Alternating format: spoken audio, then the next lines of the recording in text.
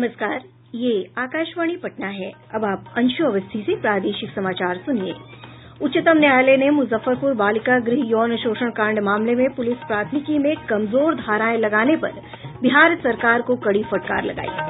प्रदेश में कानून व्यवस्था की खराब स्थिति को लेकर विपक्ष ने विधानमंडल के दोनों सदनों में जमकर हंगामा किया। पूरी तरह बाधित रही विधानसभा की कार्यवाही। पटना जोन के इंस्पेक्टर, सब इंस्पेक्टर और एएसआई स्तर के लगभग 700 पुलिस पदाधिकारियों का किया गया तबादला। और उत्तर भारत से आ रही ठंडी हवा के कारण प्रदेश में ठंड में लगातार बढ़ोतरी। उच्चतम न्यायालय ने मुजफ्फरपुर बालिका गृह यौन शोषण कांड में पुलिस द्वारा आरोपियों के खिलाफ अपराध की कमजोर धाराएं लगाने पर बिहार सरकार को कड़ी फटकार लगाई है। शीर्ष न्यायालय ने पुलिस की इस लापरवाही को शर्मनाक और अमानवीय बताया। न्यायमूर्ति मदन बी लोकुर की अध्यक्षता वाली पीठ ने इस मामले में समय पर प्राथमिकी नहीं दर्ज करने और जांच में ढिलाई को लेकर पुलिस की कार्यशैली पर सवाल उठाया। पीठ ने कहा कि इतनी बड़ी घटना होने के बावजूद राज्य सरकार ने इसे गंभीरता से नहीं लिया। उच्चतम न्यायालय ने कहा कि पीड़ितों के साथ अप्राकृतिक यौनाचार होने के बावजूद धारा 377 और पॉक्सो कानून के तहत मामले नहीं दर्ज किए गए, जिससे लगता है कि पुलिस आरोपियों को बचाने की कोशिश कर रही थी। शीर्ष न्यायालय ने राज्य सरकार को 24 घंटे के भीतर प्राथमिकी में बदलाव करते हुए आरोपियों के खिलाफ इन धाराओं को जोड़ने को कहा। राज्य सरकार की ओर से कहा गया कि पुलिस की ओर से हुई गलतियों में सुधार किया जाएगा। मामले की सुनवाई कल भी जारी रहेगी। विपक्षी दल राजद, कांग्रेस और भाकपा माले के सदस्यों द्वारा जोरदार हंगामे के कारण आज विधानसभा की कार्यवाही नहीं चल सकी। भोजनावकाश से पहले के सत्र में प्रश्नकाल नहीं हुआ।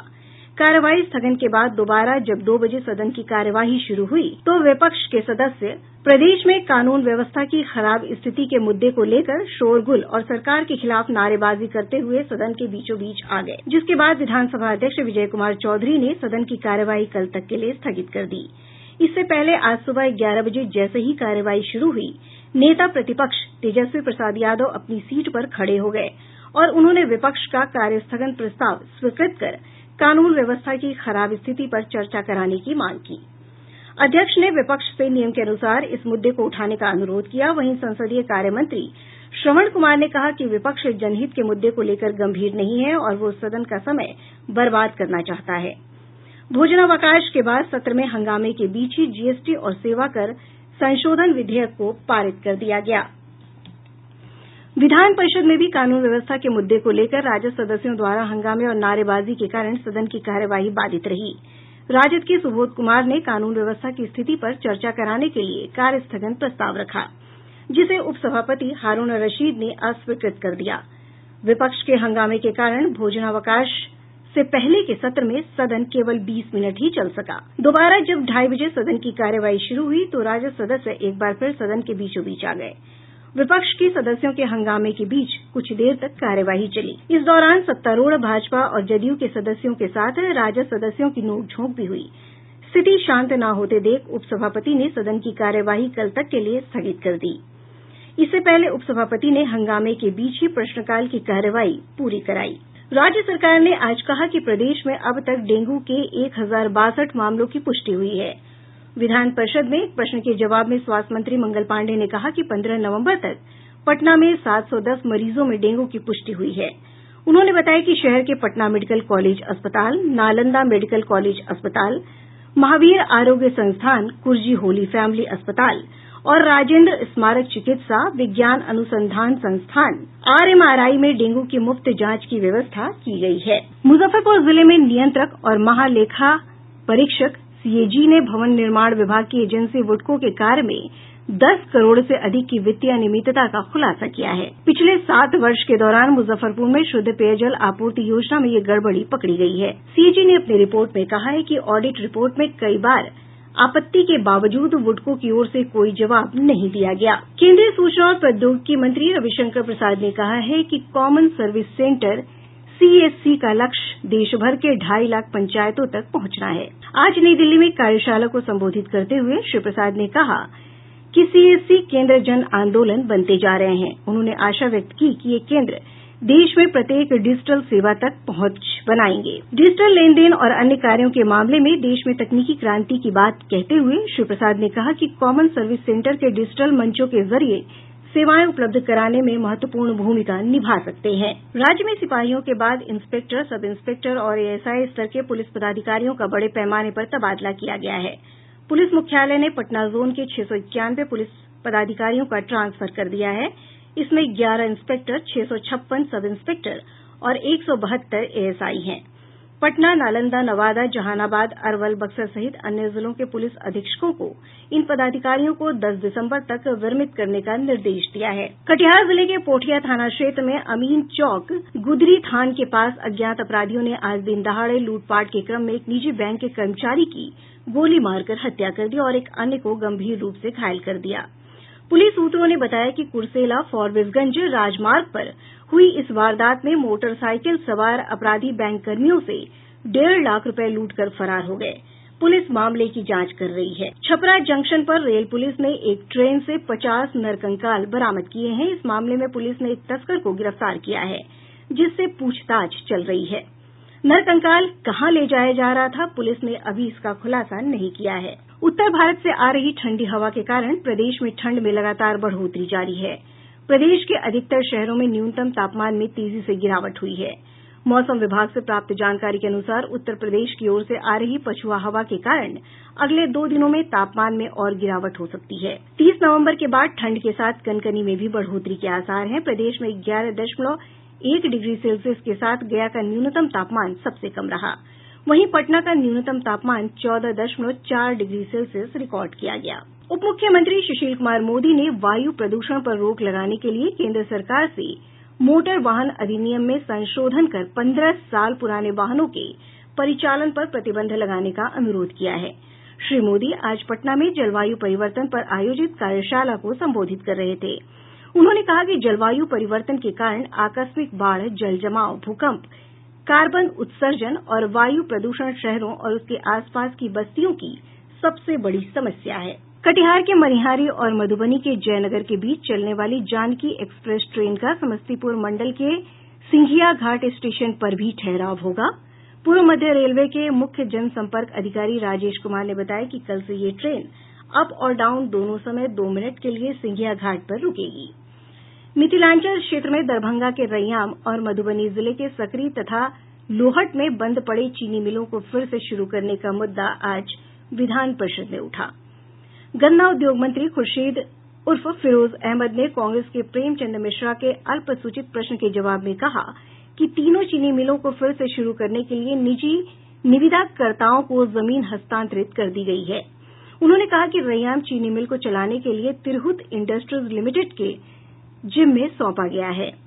गन्ना उद्योग मंत्री ने कहा कि 4 माह के भीतर चीनी मिल चालू नहीं करने पर जमानत राशि राज्य सरकार द्वारा जब्त कर ली जाएगी। शेखपुरा जिले में पुलिस ने सदर थाना क्षेत्र अंतर्गत पचना गांव में एक ट्रक पर लदी लाखों रुपए मूल्य की अंग्रेजी शराब जब्त की है। इस सिलसिले में एक तस्कर को भी गिरफ्तार किया गया है।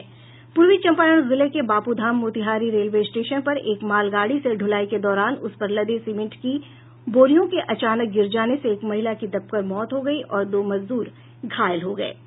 पटना के जिलाधिकारी ने गंगा, गंडक और घाघरा नदी में चल रहे डॉल्फिन सर्वेक्षण कार्य में दानापुर, पटना सदर, फतुहा, खुसरोपुर और बख्तियारपुर, अथमलगोला, बाढ़, मोकामा और पंडारक प्रखंड के अंचलाधिकारियों को हर संभव मदद करने के निर्देश दिये हैं। जल संसाधन विभाग ने अपने कार्य क्षेत्र से अनुपस्थित पाये गये बाढ़ नियंत्रण विभाग गोपालगंज के मुख्य अभियंता, अधीक्षण अभियंता और 2 कार्यपालक अभियंताओं के खिलाफ कड़ी कार्रवाई का फैसला किया है।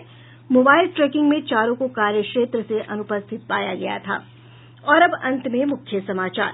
उच्चतम न्यायालय ने मुजफ्फरपुर बालिका गृह यौन शोषण कांड मामले में पुलिस प्राथमिकी में कमजोर धाराएं लगाने पर बिहार सरकार को कड़ी फटकार लगाई।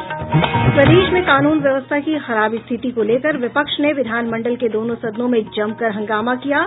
पूरी तरह बाधित रही विधानसभा की कार्यवाही। पटना जोन के इंस्पेक्टर, सब इंस्पेक्टर और एएसआई स्तर के लगभग 700 पुलिस पदाधिकारियों का किया गया तबादला। और उत्तर भारत से आ रही ठंडी हवा के कारण प्रदेश में ठंड में लगातार बढ़ोतरी। इसके साथ ही आकाशवाणी पटना से प्रसारित प्रादेशिक समाचार का ये अंक समाप्त हुआ।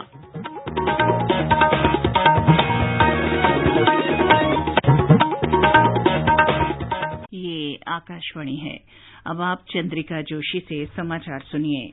मध्य प्रदेश और मिजोरम विधानसभा चुनाव के लिए कल मतदान होगा। दोनों ही राज्यों में चुनाव के लिए सभी तैयारियां पूरी कर ली गई हैं।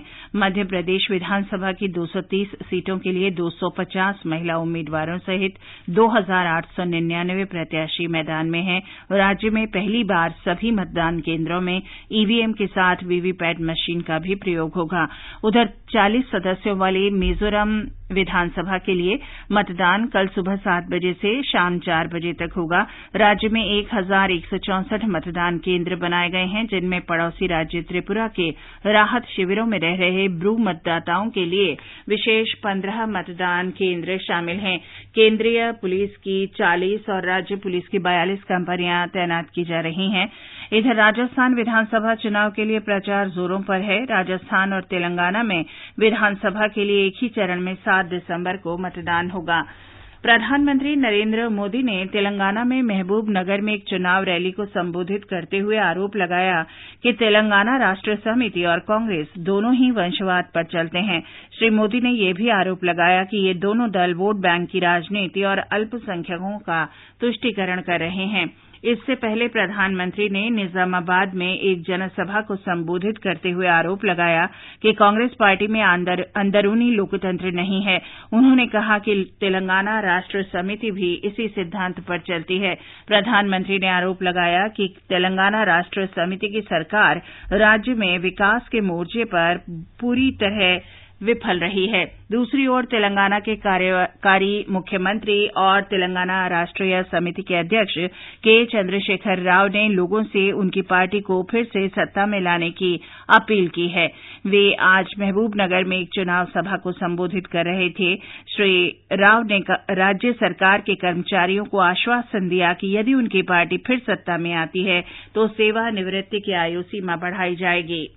इस बीच जम्मू कश्मीर में पंचायत चुनावों के चौथे चरण का मतदान आज दोपहर शांतिपूर्वक संपन्न हो गया।